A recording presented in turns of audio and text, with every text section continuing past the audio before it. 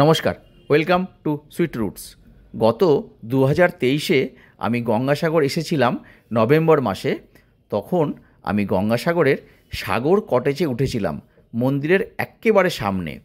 আজকে আমার মনে হলো আপনাদেরকে একটু ভিডিও করে দেখাই এবং ডিটেলসে বলে দিই, যদি কোনো কাজে লাগে আপনাদের এই গঙ্গাসাগর মেলা 2025-এ। যদি ভিডিওটি ভালো লাগে একটু লাইক, সাবস্ক্রাইব আর শেয়ার করে দেবেন। চলুন শুরু করি।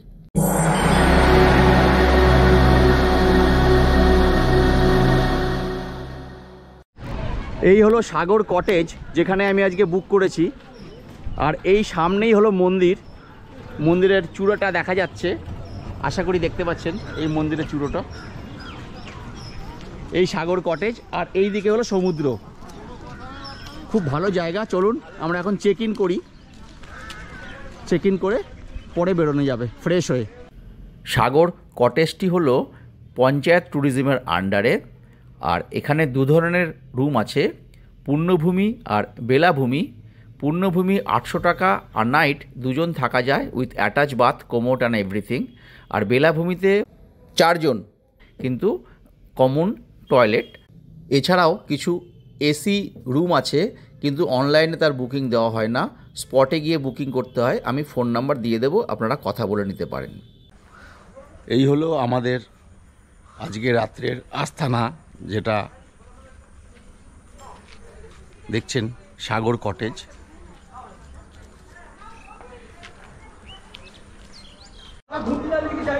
আমাদের রুম ট্যুরটা একটু দিয়ে দিই। এটা কিন্তু একটু গ্রাম পঞ্চায়েতের উদ্যোগে একটি লজ বলতে পারেন।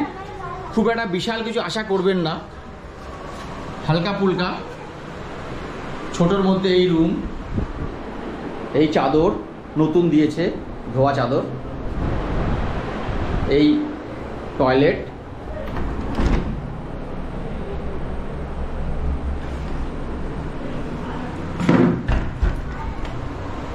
এই রুমটি আমার কাছ থেকে নিয়েছে নন এসি, 800 টাকা করে অনলাইন বুকিং। এই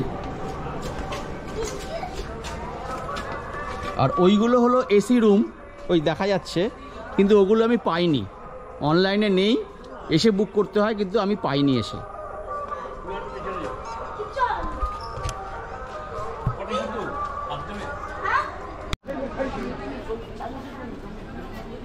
এই হলো কপিলমুনি আশ্রম, এই হলো আমাদের সাগর কটেজ, আর এই হলো সমুদ্র। আর আমরা এখন খেতে এসেছি এই রেস্টুরেন্টে, শুভজিৎ হোটেল অ্যান্ড রেস্টুরেন্ট।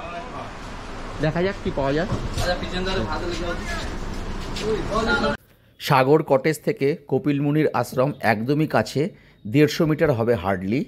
আর সমুদ্র একদমই কাছে, ওটিও মাত্র 200 মিটারই হবে।